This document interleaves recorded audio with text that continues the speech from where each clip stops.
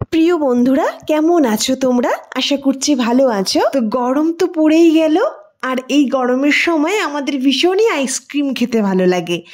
আর এখন প্রত্যেকের বাড়িতেই রয়েছে তরমুজ। এই তরমুজ দিয়েছি এত টেস্টি আইসক্রিম তৈরি করা যায়, আর এত কম সময়ে তোমরা না তৈরি করলে বুঝতেই পারবে না।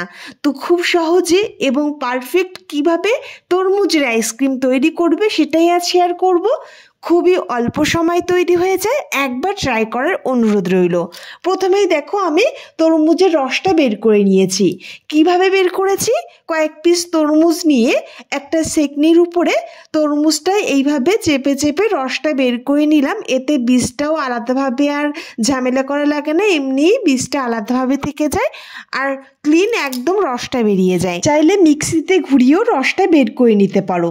তো দেখো, এখানে 2 বাটি তরমুজের রস হয়েছে, সেটা কড়াইতে দিয়ে দিলাম। আর তার সঙ্গে দিয়েছি 2 চামচ চিনি আর 1 চামচ দিয়েছি কর্নফ্লাওয়ার। এখানে তরমুজটা ভীষণই মিষ্টি ছিল, তা সত্ত্বেও 2 চামচ চিনি অ্যাড করেছি। একটু মিষ্টি হলেই ভালো লাগে, তোমাদের স্বাদ মতো মিষ্টিটা অ্যাড করবে। ভালো করে মিশিয়ে নিয়ে আঁচটাকে অন করে দিয়েছি। আর তরমুজের রসটা যখন এরকম জাল উঠতে শুরু করেছে, দেখো বেশ কিন্তু ঘন হয়ে আসছে। যখন এইরকম জাল উঠে যাবে আর দেখবে বেশ ঘন হয়ে আসবে, খুব বেশি ঘন করার প্রয়োজন নেই। ঠিক এরকম হালকা ঘন ভাব হয়ে গেলেই কিন্তু আঁচটা বন্ধ করে দিতে হবে। 2 থেকে 3 মিনিট মতো জাল করেছি, আর এরকম যখন ঘন হয়ে গেছে আর জালটা উঠে গেছে, আঁচটা বন্ধ করে নিলাম। তবে একটু ঠান্ডা করে নিতে হবে। এবার এদিকে আমি আইসক্রিম মোল্ড নিয়ে নিয়েছি। এই মোল্ডেই আমি আজ আইসক্রিম তৈরি করব। তবে তোমরা কিন্তু চায়ের কাপেও ঠিক একইভাবে আইসক্রিম তৈরি করে নিতে পারো। তো প্রথমে আইসক্রিম মোল্ডের মধ্যে আমি তরমুজের জুসটা দিয়ে দেব।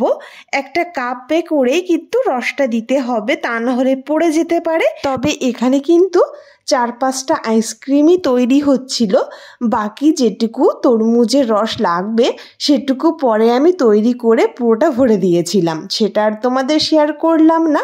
ভালো করে আটকে দিয়ে আমি ডিপে রেখে দিলাম সারা রাতের জন্য।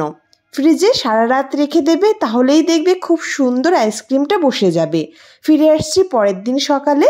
তো দেখো কত সুন্দর আইসক্রিমটা বসেছে, আর খুব আলতোভাবেই কিন্তু উঠে আসছে। ফ্রিজ থেকে বের করার পর কয়েক সেকেন্ড ওয়েট করার পরই এইভাবে আস্তে করে টান দিলেই কিন্তু খুব সুন্দর আইসক্রিমটা বেরিয়ে আসছে। খেতে এত ভালো হয়েছিল, একবার তৈরি করে দেখো আর আমাকে কমেন্টে জানিও তোমাদের কেমন লাগলো। আর বন্ধুরা, তোমরা কে কোথা থেকে ভিডিও দেখছো অবশ্যই আমাকে বলো। আর ভিডিওটি ভালো লাগলে প্লিজ বন্ধুরা আমার এই ছোট্ট চ্যানেলটি সাবস্ক্রাইব করে পাশে থেকো। তো বন্ধুরা, আজ এ পর্যন্তই রেসিপিটি শেষ করছি। দেখা হবে নেক্সট কোনো ভিডিওতে।